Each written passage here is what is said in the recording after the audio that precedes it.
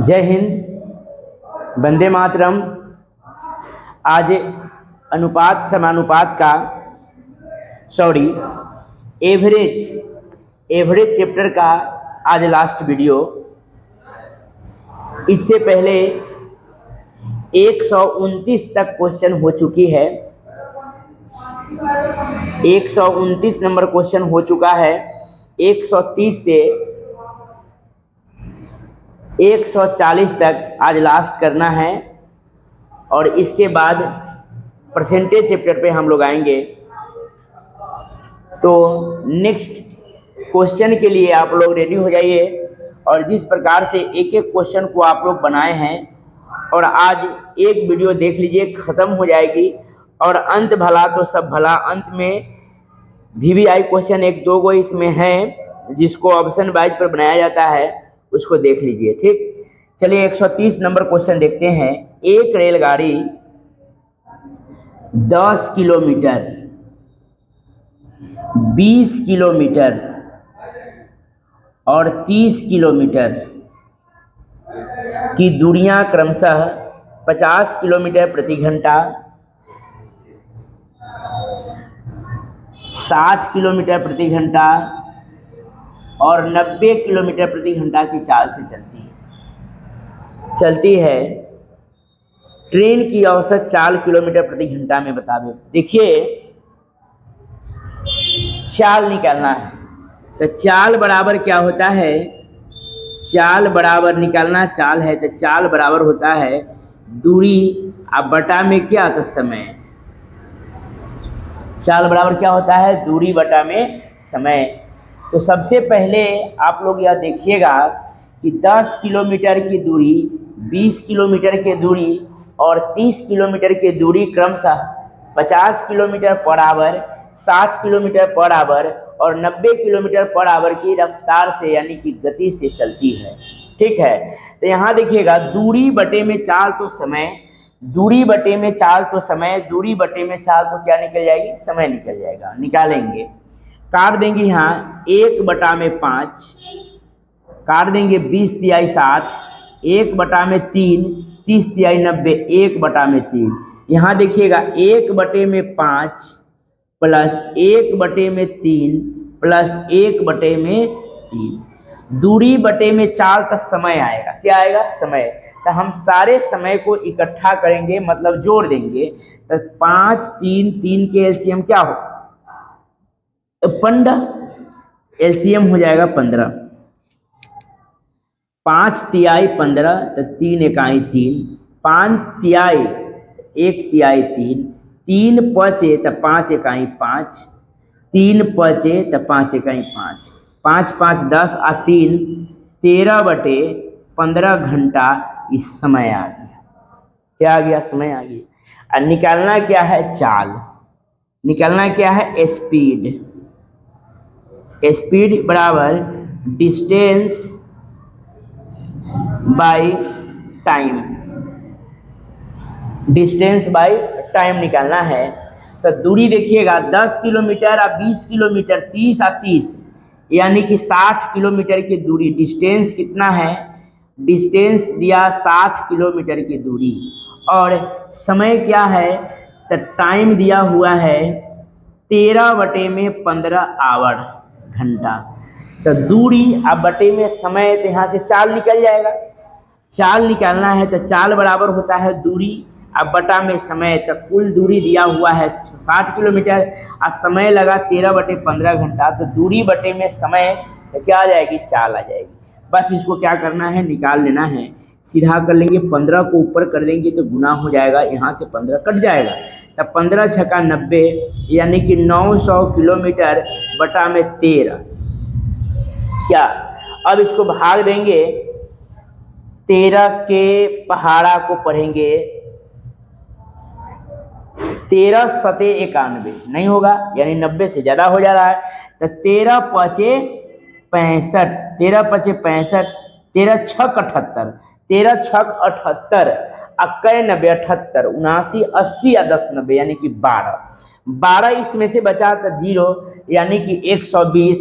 तो 13 नामा 117, 13 नामा कितना 117, तो 120 में 117 निकल गया तो बच गया 3, तो एगो पॉइंट दे दिए तो 3 पर एगो 0, 13 तिहाई 39 नहीं, 13 दूना 26, 2 लगेगा 26, तो फिर 4 बचेगा, फिर 13 तिहाई 39, यानी आगे की ओर बढ़ते जाएगा, रुकेगा नहीं, तो 69.23 किलोमीटर प्रति घंटा आपका आंसर हो गया एवरेज स्पीड।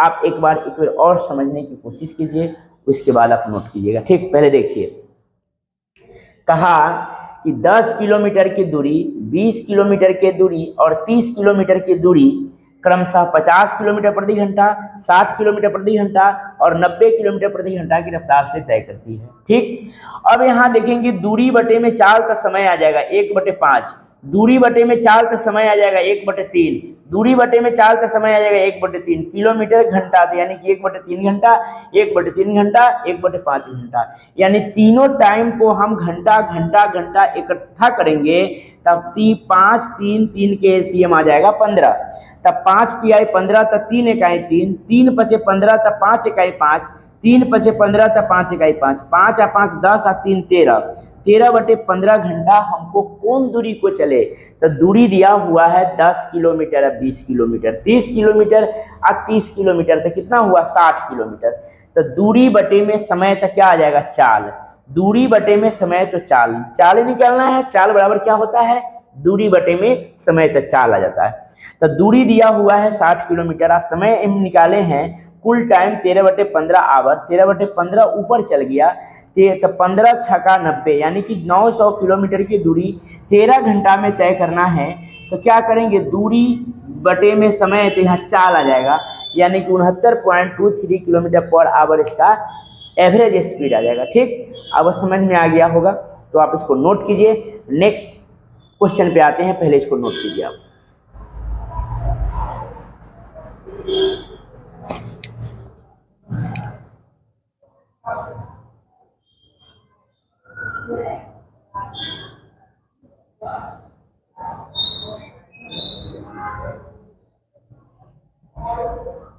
थोड़ा समय को सिर्फ एकत्रित कर लेना है और बन जाएगा, ठीक ना। चलिए नोट कीजिए इस सवाल को।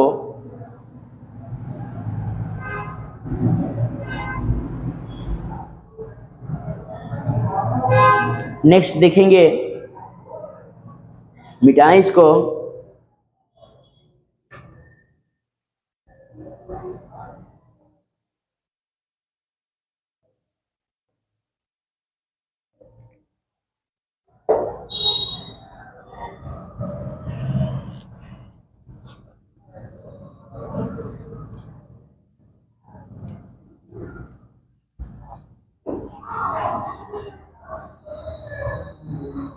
नेक्स्ट क्वेश्चन देखिए, एक मोटर चालक 150 किलोमीटर दूरी एक स्थान तक 50 किलोमीटर प्रति घंटा की औसत गति से जाता है और 30 किलोमीटर प्रति घंटा की गति से वापस आता है। पूरी यात्रा के लिए उसकी औसत गति किलोमीटर प्रति घंटा में बतावे। ध्यान दीजिएगा, यहाँ इसकी किलोमीटर डिस्टेंस दिया हुआ है, डिस्टेंस दिया हुआ है 150 किलोमीटर, कै के चाल से गया 50 किलोमीटर प्रति घंटा की चाल से, प्रति घंटा की चाल से गति से जाता है और 30 की गति से वापस आता है। जब दूरी नहीं दिया है तो वही दूरी हो जाएगा 30 किलोमीटर प्रति घंटा की चाल से आता है। तो ध्यान दीजिएगा, आपको हम टाइम एंड डिस्टेंस में ही आपको बता दिया गया है कि दूरी, समय और चाल, तीन गो के सहारे आप दूरी निकालना है, चाल निकालना है, समय निकालना है। बस एक फार्मूला आता है, जो फार्मूला अभी आपको हम बताए हैं वही है, कुछ नहीं करना है। चाल बराबर दूरी अब बटा में क्या हो जाएगा समय, दूरी बटा में समय। आगे क्या हो, अगर चाल निकालना है तो दूरी बटे में समय। मान लेते हैं अगर समय निकालना हो, समय तो दूरी आवार दिया रहेगा, दूरी अब बटा में चाल, आपको पूरा बताया गया हुआ है। ठीक है, अब समय और चाल निकल गया, तो अब नेक्स्ट तीसरा एक क्या निकलेगा, दूरी। दूरी बराबर चाल गुने चाल अगुने में समय, चाल गुने में समय। बस यहाँ देखिएगा, ध्यान दीजिएगा, कुछ नहीं करना है। देखिए दूरी निकालना है, हम इसी एक पर लेकर सारे तीनों को प्रूव कर सकते हैं। मान लेते हैं कि दूरी निकालना है, तब मान लेते हैं कि मेरे घर यहाँ से 40 किलोमीटर दूरी है। सपोज दैट मेरा घर यहाँ से 40 किलोमीटर दूरी है। दूरी निकालना है तो चाल, दूरी निकालना है, सॉरी, अगर इस पे बनाते हैं नीचे से, दूरी निकालना है तो चाल और समय। मान लेते हैं कि हमको 40 किलोमीटर प्रति घंटा की औसत स्पीड है। मेरा चाल क्या है, 40 किलोमीटर पर घंटा। अगर 40 किलोमीटर प्रति घंटा की चाल से हम 2 घंटा चलते हैं तो कितना आ जाएगा, 40 दूना 80 किलोमीटर की दूरी आ जाएगा। अब यहाँ देखिए कितना आ जाएगा, 80 किलोमीटर की दूरी, मतलब 40 किलोमीटर पर घंटा, 40 किलोमीटर पर घंटा। 1 घंटा में अगर हम 40 किलोमीटर चलते हैं तो 2 घंटा में कितना चलेंगे, 80 किलोमीटर चलेंगे। तो 40 किलोमीटर एक प्रति घंटा कहने के मतलब पर 1 घंटा में, तो 1 घंटा में 40, तो 2 घंटा में कितना हो जाएगा, 80 हो जाएगा। चलिए आ जाते हैं दूसरा पे, सब एक ही से प्रूव कर देंगे। चाल निकालना है तो चाल क्या है इसका, 40। मान लेते हैं कि चाल निकालना है तो दूरी, दूरी क्या निकला है अभी, 80 किलोमीटर दूरी। और समय कितना लगा है, 2 घंटा में, 2 घंटा। गौर कीजिएगा, 80 किलोमीटर की दूरी हमको 2 घंटा में चलना हो तो यहाँ से क्या आ जाएगा, 40 किलोमीटर पर घंटा इसका स्पीड आ जाएगा, जो हमको चाले निकालना था। क्या निकालना था, चाल निकालना था। अब यहाँ नेक्स्ट में ऊपर में आइएगा समय, तो समय निकालना है तो आपको यहाँ ध्यान दीजिएगा, समय में कितना समय लगा, 2 घंटा। समय निकालना है तो दूरी देल होगा, जो दूरी कितना है, 80 किलोमीटर की दूरी, 80 किलोमीटर की दूरी है। और चाल क्या है, तो 40 किलोमीटर प्रति घंटा। तो देखिए किलोमीटर से किलोमीटर कट जाएगा तो घंटा बचेगा, यानी कि 40 दूना यानी कि कै घंटा हो जाएगा, 2 घंटा। देखिए यहाँ 40 2 80, यही 3 के सहारे ये पूरे फार्मूला को हम अपॉन करते हैं, पूरे फार्मूला को सजाते हैं, और फार्मूला याद करने की जरूरत नहीं है। मैथमेटिक्स आपको याद करने की जरूरत नहीं है, सिर्फ माइंड से काम होता है। तो भाई देखो यहाँ क्या कहा, दूरी निकालना है। दूरी निकालना है मतलब हमारे घर से, मतलब कहीं तीर्थस्थल जा रहे हैं तो वह दूरी हुआ। तो दूरी के लिए हमें कोई ना कोई स्पीड होना चाहिए, कोई ना कोई चाल से हम चलेंगे, अब कोई ना कोई क्या लगेगा, समय लगेगा। तो दूरी निकालने के लिए चाल और समय होना चाहिए। आराम से समझिए, जल्दी नहीं है, आराम से समझिएगा, पूरा आराम समझ जाइएगा। दूरी निकालना है तब मान लेते हैं कि हमारे घर से तीर्थस्थल को कहीं जाना है, हमारे घर से मान लेते हैं कि देवघर जाना है, तो वह बीच के दूरी, वही तो डिस्टेंस हुआ। तो दूरी निकालना है तो वह दूरी को हम किसी न किसी स्पीड से, गाड़ी से, वाहन से जाएंगे, तो मेरा कोई ना कोई चाल होना चाहिए, जो 80 के चाल हो, 40 के चाल हो, 50 के चाल हो, 20 के चाल हो। तो कोई ना कोई चाल से, चाल ज़्यादा रहेगा तो समय कम लगेगा, चाल ज़्यादा रहेगा तो समय कम लगेगा, और चाल कम रहेगा तो समय ज़्यादा लगेगा। तो दूरी निकालना है तो कोई ना कोई चाल चाहिए और कोई ना कोई समय। तो चाल और गुने में समय, तो क्या निकल जाएगी, दूरी। बस अब मान लेते हैं कि इस चाल को हमें कहा दिया कि चाल, अगर चाल निकालना हो तो चाल निकालना हो तो कोई ना कोई दूरी रहेगा, वह दूरी को कितना समय लगा जाने में, तो चाल निकल जाएगा। अगर यहाँ से समय निकालना हो, समय निकालने के लिए दूरी और बटे में चाल, कोई दूरी रहेगा, कोई चाल से चलेंगे तब ना हमको समय आएगा। याद करने की जरूरत नहीं है, सिर्फ इसको बैठा लेना है माइंड में। एक क्वेश्चन याद करना है, दूरी बराबर चाल गुने समय, और दूरी बराबर चाल गुने समय। चाल निकल गया, दूरी निकल जाएगा, समय निकल जाएगा, तीनों बात निकल जाएगा। एक क्वेश्चन के रख के हम सारे क्वेश्चन को प्रूव यहाँ से कर दिए।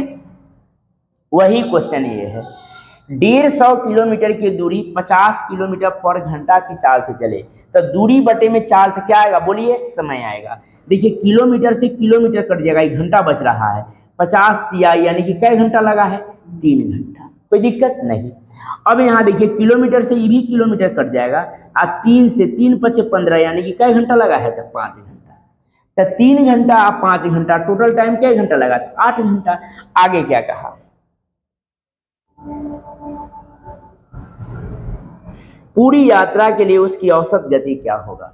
पूरी यात्रा के लिए उसकी औसत गति क्या होता है? पूरी मतलब 150 किलोमीटर की दूरी जाएंगे या 150 किलोमीटर आएंगे, तो आज टोटल कितना हो जाएगा? 300 किलोमीटर टोटल डिस्टेंस आ गया, डिस्टेंस। इसके लिए हमको टाइम कितना लगेगा? 3 घंटा और 5 घंटा, तो कई घंटा? 8 घंटा। 8 घंटा का समय लगा। गौर कीजिए, काट दीजिए इसको, कटेगा 4, कितना हो जाएगा? 150, और कटेगा 2, कितना हो जाएगा? 75। 75/2, 75/2 यानी कि 37.1/2 किलोमीटर पर घंटा। 37.5 या 37, ठीक है, 37.5 या 37.1/2, 37.5 या 37.1/2, बात दोनों क्या है? बराबर है। किलोमीटर पर घंटा इसका एवरेज स्पीड हो जाएगा। नोट कर लीजिए, दूरी बटे में चालते समय, दूरी बटे में चालते समय टोटल 150 और 150, 300 अप डाउन हो जाएगा। 300 के लिए टोटल टाइम लगेगा 3 घंटा, 5 घंटा, 8 घंटा। दूरी बटे में समय था चाल। नेक्स्ट क्वेश्चन देखेंगे, इसको नोट करिए।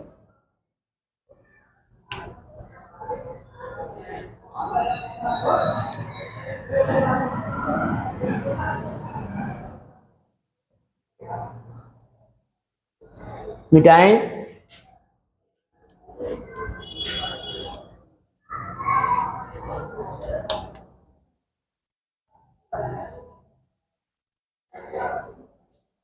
देखेंगे नेक्स्ट क्वेश्चन।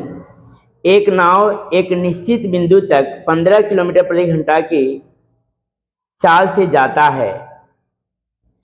15 किलोमीटर प्रति घंटा की चाल से जाता है। डिस्टेंस, टाइम एंड डिस्टेंस याद कीजिए। वापिस 10 किलोमीटर प्रति घंटा की गति से आता है 10 किलोमीटर प्रति घंटा की गति से प्रारंभिक बिंदु पर पहुंचती है। पूरी यात्रा में नाव की चाल क्या होगी? तो पहले क्या करेंगे, जो दूरी को जाता है वही दूरी को आता है, तो बोलेंगे आओ नाव की चाल का पता लगाएं। एलसीएम कितना आ जाएगा? 30 आ जाएगा। इधर कितना हो जाएगा? 15 दूना 30 और 10 तिहाई कितना? 10 तिहाई 30। टाइम एंड डिस्टेंस का सवाल है। अगर ऊपर में टाइम है तो नीचे में क्या आएगा? स्पीड का रेशियो आएगा। क्या टोटल दूरी कितना दिया हुआ है? 30, और 2 के इधर चाल है, इधर कितना है? 3 के चाल स्पीड है, तो 3 और 2 कितना हो जाएगा? 5। लेकिन ध्यान दीजिएगा, एक बार जाते हैं और एक बार आते हैं, तो यह काम कै बार होता है? 2 बार होता है। तो 30 दूना कितना, यानी कि 60 हो जाएगा। तो अब ये रिलेटिव स्पीड यहाँ कितना हो जाएगा? 2 + 3 यानी कि 5 किलोमीटर प्रति घंटा के वही दूरियावा 60 किलोमीटर की दूरी। अब 5 किलोमीटर प्रति घंटा, किलोमीटर से किलोमीटर कट जाएगा, 12 घंटा क्या हो जाएगा? क्या कहा है? औसत चाल, औसत चाल। यहाँ समय स्पीड है, स्पीड है, इसका औसत चाल क्या हो जाएगा? 12 किलोमीटर प्रति घंटा इसकी औसत चाल हो जाएगा। ठीक है, 12 किलोमीटर प्रति घंटा। बहुत आसान सवाल है, बहुत आसान है। टाइम एंड डिस्टेंस में कई एक क्वेश्चन बताया गया हुआ है। 15 के चाल से गए, 10 के चाल से आए, तो एलसीएम 30। 15 दूना 30, 10 तिहाई 30। ये 30 के एक बार गए, एक बार आए, इसलिए 2 से गुना, इसीलिए के एक बार गए, एक बार आए, इसलिए 2 से गुना, तो 60 और 60/5 यानी कि 12 किलोमीटर पर घंटा इसका एवरेज स्पीड हो जाए। मिटा देते हैं, बहुत आसान सवाल है। नेक्स्ट क्वेश्चन देखेंगे।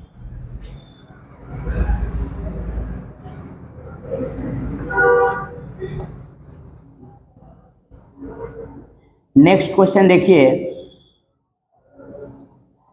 एक व्यक्ति एक स्थान से दूसरे स्थान तक 4 किलोमीटर प्रति घंटा की चाल से पैदल जाता है एक स्थान से दूसरे स्थान तक 4 किलोमीटर प्रति घंटा की चाल से जाता है।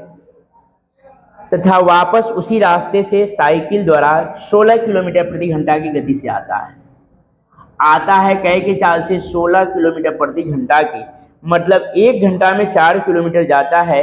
जब वह लौटा तो साइकिल से 1 घंटा में 16 किलोमीटर की यात्रा तय की गति से औसत चाल से आता है। कुल दूरी तय करने में उसकी औसत चाल क्या होगा? तो क्या करेंगे, 16 एलसीएम निकालेंगे। 4 और 16 का एलसीएम क्या होगा? 16। अगर ऊपर में स्पीड दिया हुआ है तो नीचे में क्या आएगा? टाइम आएगा। क्या 4 चौका 16, 16 इकाई 16। ठीक, इसके लिए कई बार, एक बार गया एक बार आया, तो 16 दूना कितना हो जाएगा? 32। अब बटा में 4 आए कितना? तब 5। रिलेटिव स्पीड काउंट करेंगे तो 5 हो जाएगा। तब 32 बटा में 5, 5 छक 30 और 2 तब 20, 5 चौका 20, 6.4 क्या हो जाएगा? चाल हो जाएगा। 6.4 किलोमीटर पर घंटा, किलोमीटर प्रति घंटा इसकी औसत चाल हो जाएगा। बहुत आसान सवाल है, सेम भी सवाल था। नेक्स्ट देखेंगे 134 नंबर सवाल, और बहुत ही वीवीआई सवाल है। एसएससी, यूडीसी, एलडीसी, लगभग सारे एग्जाम में पूछे जाने वाले सवाल, और बच्चे कहाँ कन्फ्यूज जाते हैं मैं वही दिखाता हूँ। देखो बेटा, इसको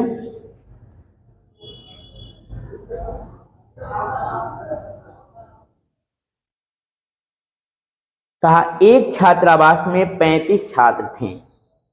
एक छात्रावास में 35 गो छात्र थे। कै गो? 35 गो छात्र थे।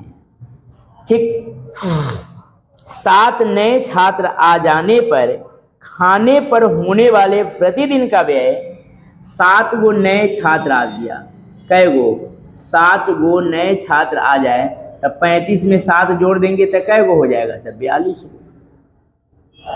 42 गो। 7 गो नए छात्र आ जाने से खाने पर होने वाले प्रतिदिन के व्यय में 42 रुपया की वृद्धि हो जाती है। मतलब यहाँ जितना लगा होगा, यहाँ इसमें कितना ज़्यादा होगा?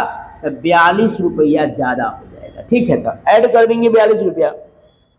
जबकि प्रति छात्र औसत खर्च 1 रुपये कम हो जाती है। जबकि प्रति छात्र औसत खर्च में 1 रुपया क्या हो जाता है? 1 रुपया कमी हो जाती है। औसत में 1 रुपया कम हो जाता है। खाने पर पहले प्रतिदिन कुल कितना व्यय होता था? चलिए देखेंगे। तो यहाँ के मान दिया रहता, अगर ये मान दिया रहता तो सब आसानी से बन जाता। ये मान नहीं दिया है, इसके लिए ऑप्शन खोजेंगे। क्या करेंगे? ऑप्शन। तो ऑप्शन नंबर 1 लिखेंगे 420। ऑप्शन नंबर 2 लिखेंगे 400। ऑप्शन नंबर 3 लिखेंगे 432। ऑप्शन नंबर 1 में 400 है। ठीक है, तो ये उल्टा नीचे ऊपर लिखा गया है 432। Option number 4 442। 442 देखेंगे। अब यहां देखिए, मान लेते हैं कि ऑप्शन नंबर पहला अगर 400 रहा होगा, पहले 400 रुपया खर्च होता होगा, तो कै गो छात्र रहते होंगे? 35 गो। कै गो? 35 गो। ए में क्या कहा? 42 रुपया बढ़ गया तो 420 है। 420 में अगर पहले रहा होगा, अब 42 जोड़ देंगे तो कितना हो जाएगा? 462 रुपया। तो 7 गो नए छात्र आ गए थे। 35 में 7 गो जोड़ दिए तो कै गोरा हो गया? 42 गो हो गया। अब जिससे प्रतिदिन 1 रुपया की कमी हो गई। कै रुपया की कमी हो गई? 1 रुपया की कमी हो गई प्रति छात्र। अब यहाँ से काटेंगे और ये दोनों में कटने पर अंतर मुझे 1 के आना चाहिए, दिखाई देना चाहिए। अगर 1 के हुआ तो वो सही है। क्या? काट दीजिए इसको। 35 से काटेंगे, 35 से काएँ 35, 36, 37, 38, 40, 40, 42 यानी कि 7। 35 दूना 70 यानी 12 आया। यहाँ काटेंगे तो 42 से काएँ 42, 42 और 4, 42 से काएँ 42, 11। तो 12 से 11 1 रुपया कम ही हो रहा है। इसका मतलब ऑप्शन नंबर 420 जो लिए हैं वो राइट आंसर है। समझ में आया? अब एक बार और मैं समझा देता हूँ, क्लियर हो जाएगा।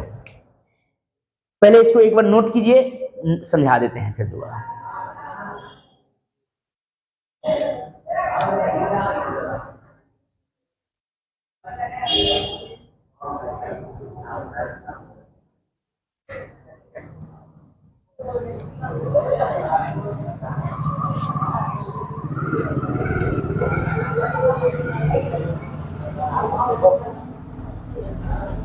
वीडियो बनता है, आवाज जाता है, धीरे धीरे बताइए।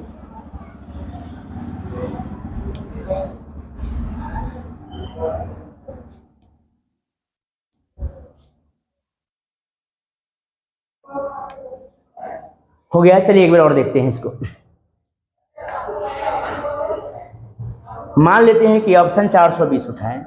अगर पहले 35 छात्र थे, अगर इनमें 7 हुआ और आगे तो 35 7 42, 42 रुपया बढ़ गया तो 420 में 42 462 हो गया। यहाँ से काटे तो 12, यहाँ से काटे तो 11। ठीक है, 1 रुपया की कमी कहा है, 1 रुपया कम हो गया, इसका मतलब मेरा क्राइटेरिया फुलफिल हो गया। तो right answer 420 is right answer. यदि आपको वीडियो अच्छा लग रहा है तो लाइक कीजिए, अगर चैनल को सब्सक्राइब ना किए हों तो चैनल को सब्सक्राइब कीजिए। धन्यवाद। नेक्स्ट क्वेश्चन पर आते हैं, मिटाएं इसको।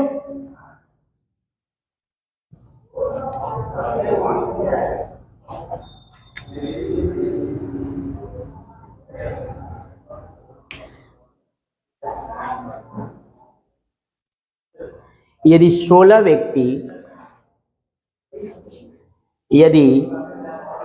व्यक्तियों की कुल मासिक आय 80-800 रुपये है, यदि 16 व्यक्तियों की कुल मासिक आय 80-800 रुपये हैं तथा उनमें से एक की मासिक आय उनकी औसत आय का 120% है। 16 व्यक्तियों का है तो एक व्यक्ति का निकाल लेंगे यहाँ से। 16 पचे 80, 2 अंक लेंगे, एक जीरो बैठाएंगे, 16 पचे 80, ठीक, 50-50, एक व्यक्ति है, कितना आया? 50-50। उनमें से एक की मासिक आय उनकी औसत आय का 120% है। एक ही व्यक्ति का 120% अधिक है। प्रतिशत से 2 जीरो कट जाएगा, 12 पचे 60 और 12 पचे 60, यानी कि एक व्यक्ति के 20% बढ़ाने के बाद कितना हो जाएगा? तो 60-60 आपका राइट आंसर हो जाएगा।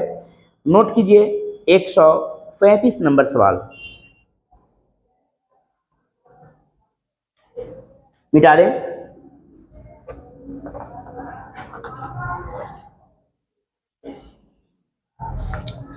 चलिए SSC level, next question SSC pattern पर पूछी जाती है।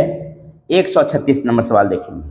यदि x और y की औसत मासिक आय, यदि x और y की औसत मासिक आय 50 रुपया है, कितना है? 50 रुपये है। y और z की औसत मासिक आय, y और z की औसत मासिक आय 6250 रुपये है तथा x और z की औसत मासिक आय कितना है? 5200 रुपये है। 5200 रुपये है तो x की मासिक आय क्या होगा? किसका निकालना है? x का निकालना है। ध्यान दीजिएगा, ये सवाल में बहुत ही आसान तरीके से मैं बताऊंगा। अगर इसके पीछे आप सभी लोग को बताया गया हुआ है, शुरू बार में ही बता दिया गया है कि पीछे जो उत्तर माला है वो नहीं देखेंगे, वो आपको बहुत ज़्यादा निगेटिव ले जाएगा। ध्यान दीजिएगा, मान निकालना x के है तो गौर कीजिए कि किस ग्रुप में x नहीं है, तो बीच वाले में नहीं है। तो x के निकालना है तो सबसे पहले काम करना है कि सबको जोड़ दीजिए। 0, 5 5 10 के 0, 2 और 2 4 1 5, 5 और 6 11, 11 और 5 16, यानी कि 16,500 ये मान आ गया। 2 x 2 y और 2 z का वैल्यू आ गया, ठीक ना। अब इनमें से y और z को घटा लेंगे दुगुनिया के। पूछा दुगुनिया के क्यों घटाएंगे सर? क्योंकि 2 x है, 2 y है और 2 z है। तो दूगो x दूगो y दूगो z के वैल्यू दिया हुआ है इतना, तो दूगो y और दूगो z घटा लेंगे तो दूगो x के मान आ जाएगा, लेकिन एग्जैक्ट वैल्यू आ जाए, x का मान निकालना है, तो दूगो के मान नहीं, वो टोटली दूगो के मान ही, और उसको बोलेंगे क्या x का वैल्यू हो गया। तो इस सब में से इसके दुगनिया आगे घटा लेंगे, तो 0, 5 दूनी 10 के 0, 2 दूनी 4 1 5, 6 दूनी 12, 6 दूनी 12, घटा लेंगे इसको 0 0 0, 6 में से 2 गया तो 4, 1 में से, यानी कि x के मान कितना आ गया, तो 4000 ही राइट आंसर, कुछ नहीं है। हमेशा ध्यान रखना है, अगर इसमें कहिएगा कि सर x के मान हम निकाल दिए हैं, यदि y के मान निकालना रहता तो देखते कि तीनों के जोड़ 16500 में से अगर y के मान निकालना रहता तो देखते y इसमें नहीं है, एक दुगनिया के घटा लेते तो y के मान आ जाता। अगर z के मान निकालना होता तो देखते z इसमें नहीं है, तो इसके दुगनिया के में से घटा लेते थे z के मान, किसी x y z किसी का भी मान निकल सकता है। तो नोट कीजिए इसको, और नेक्स्ट क्वेश्चन देखेंगे 137 नंबर सवाल, मिटा दे इसको।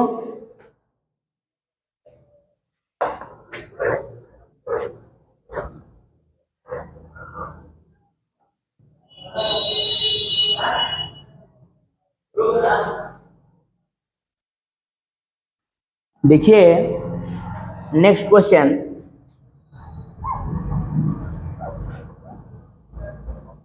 सोमवार,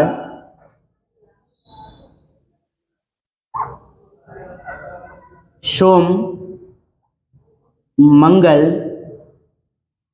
बुध और गुरु का औसत तापमान कितना है,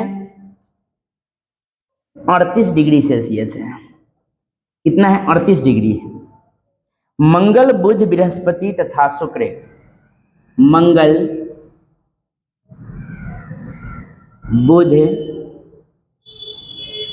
बृहस्पति, गुरु तथा शुक्र का औसत तापमान कितना है, 40 डिग्री। यदि सोम का तापमान 30 डिग्री हो तो शुक्र का तापमान क्या हो। देखिए इस टाइप का नाम है हटने और सटने वाले सवाल। हटने और सटने वाला सवाल।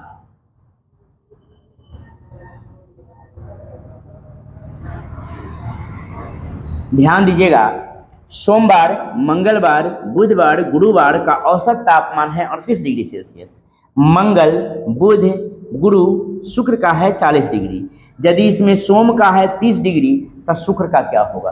ध्यान देने वाली बात है कि सोचिए कि 4 ग्रुप ऊपर में है, तो ऊपर में देखिए तो कहीं शुक्र दिखाई दे रहा है नहीं, और नीचे में देखिए कहीं सोम दिखाई दे रहा है नहीं। तो सोम को हटना और शुक्र के सटना, सोम को जाने और शुक्र के आने से एवरेज में कितना बढ़ गया, तो 2। तो सोचिए जरा, अगर सोम गया 30 वाला, अगर शुक्र 30 वाले ही आते तो कोई फर्क पड़ता, नहीं पड़ता।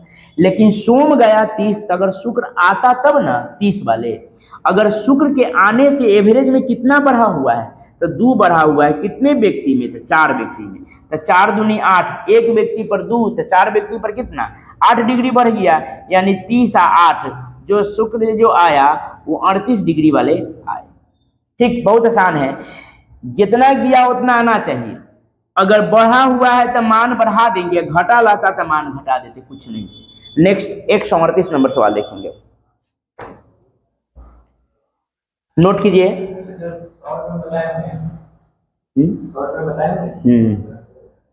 शॉर्ट में बताए हुए हैं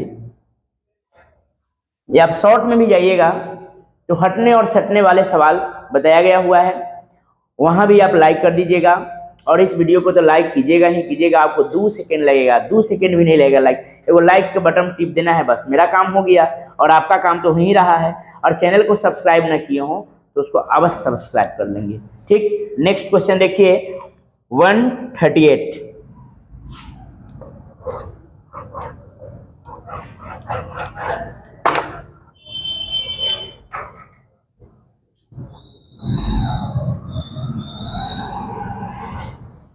किसी सप्ताह के प्रथम 3 दिनों का औसत तापमान 27 डिग्री सेल्सियस है।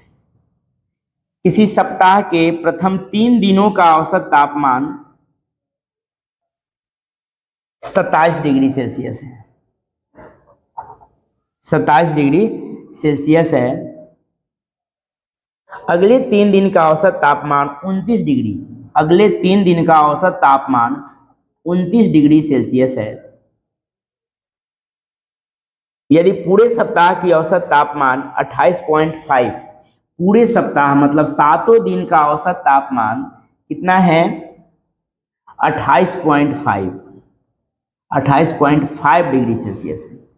तो गौर कीजिएगा, इतना जैसे ही लिखें आपको दिमाग में दौड़ने लगा होगा कि देखिए संख्या है ज़्यादा दिख रहा है कम, संख्या है ज़्यादा और दिखे कम, तो चिन्ह चेंजेबल कर लेंगे। माइनस है उसको प्लस और प्लस है उसको माइनस कर लेना। तो देखिए जरा 28.5 मेरा सबका मान होना चाहिए कि ना होना चाहिए? होना चाहिए। लेकिन एकरा से ही 27 कितना कम है? तो 1.5 कै गुणा में? तो अपने ऊपर 3 में ना में, तो 15 तिहाई 45, 4.5 क्या है? कम है, 4.5 कम है। ठीक, यहाँ देखिए 28.5 से 29 कितना है? कितना ज़्यादा है? तो ज़्यादा है, ये कम था, ये ज़्यादा है कितना? तो 0.5 कै गुणा में? तो 3, 5 तिहाई 15, यानी कि ज़्यादा है 1.5 ज़्यादा 4.5 कम। तो इसका अंतर कितना? 1.5 में से कमा लेंगे तो आधा कम गया तो कितना? 4, एक कम जाए 3, 3 को कम है तो 3 को क्या कर लेंगे? ज़्यादा कर लेंगे। 8 और 3 11 2 और 1 3, 31.5 इसका हो जाएगा 7 दिन का एवरेज 31.5 डिग्री सेल्सियस। देखिएगा इसको इस प्रकार से हम बना सकते हैं। आप लोग एक और तरीका को नोट कर लीजिएगा, हम इसको भी बता देंगे। 7 गुने 28.5 जे आएगा, ठीक, उसमें 3 गुने 27 और 3 गुने 29, जो मान यहाँ आएगा, जो मान यहाँ आएगा, ये दोनों को जोड़ लेना है, ए में से घटा दीजिएगा तो मान आ जाएगा 31.5, जो इसको आप लोग को खुद से बनाना है, ये गुना करने वाला भाग। ये पर जो हम बताए हैं कि जब संख्या है ज़्यादा और दिखे कम तो चिन्ह चेंजेबल, और संख्या कम और दिखता ज़्यादा तो ज्यों के त्यों। समझ गए? ओवरलैप में हम इस टाइप को बताए हुए हैं। नेक्स्ट देखेंगे 139 नंबर सवाल। मिटा दे इसको, नोट कर लीजिए, सारे सवाल को नोट करना है। 138 के बाद 139 नंबर क्वेश्चन देखिए, कोई है क्या? नहीं, लास्ट नहीं है, अभी 2 गो है।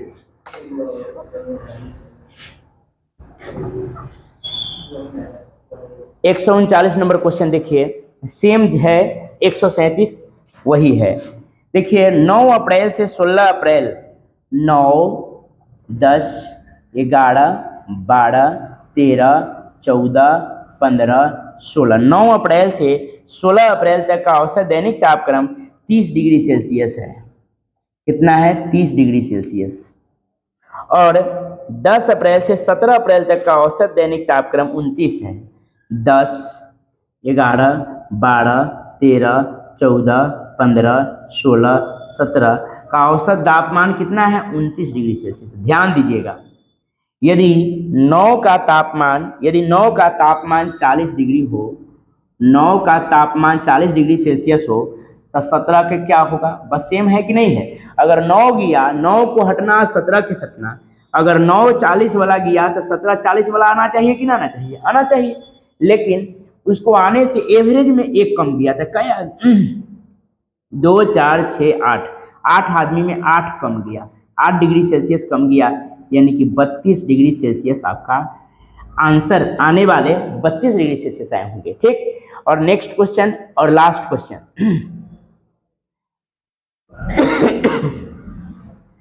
139 हो गया, 140 देखेंगे, इसको जल्दी नोट कीजिए। और 140 नेक्स्ट और लास्ट नोट कीजिए पहले इसको।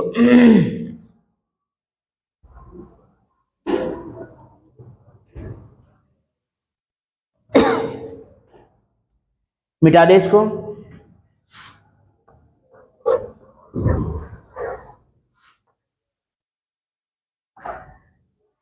अंत भला तो सब भला। सोम, मंगल तथा बुध का औसत तापमान A डिग्री है। सोम, मंगल और बुध का तापमान A डिग्री है। क्या है? A डिग्री है।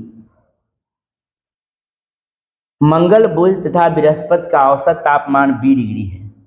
मंगल, बुध और गुरु का औसत तापमान क्या है? B डिग्री है।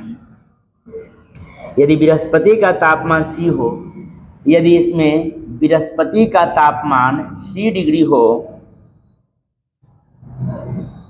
C तथा A greater B greater C दिया हुआ है, सोम का तापमान क्या होगा?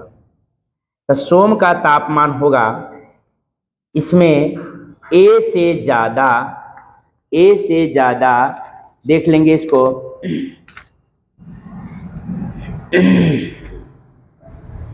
इसमें इसका केवल C सही होना चाहिए, ठीक है, केवल C। इसलिए इसको सोम का तापमान 3A गुना कर देंगे 3A plus C minus 3B, ठीक। इसलिए 3A छोटा है 3B से, इसलिए 3A plus C minus 3B बड़ा है कितना से? C से। अतः इसमें ऑप्शन नंबर C सही होगा, यानी कम होगा तो ऑप्शन नंबर C इसमें सही होगा। ऑप्शन वाइज क्वेश्चन है, ठीक। तो ये ऑप्शन नंबर के हिसाब से इसको बनाइएगा और देख लीजिएगा। आप केवल इसमें ऑप्शन क्या होगा? C होगा। ये बनाने वाला अगर यहाँ A के बदले कुछ और रहता, 3 रहता, 4 रहता, 5 रहता, 7 रहता, तो ये संभव है, वो आसानी से बन जाता। ये करेंगे तो गुणज पर इसको करके बनाना होगा, इसलिए केवल ऑप्शन नंबर C सही है। धन्यवाद। मिलते हैं नए चैप्टर के लेकर फिर नेक्स्ट वीडियो में। तब तक के लिए बाय बाय। अगर वीडियो अच्छा लगा तो लाइक कीजिए और चैनल को सब्सक्राइब कीजिए। धन्यवाद।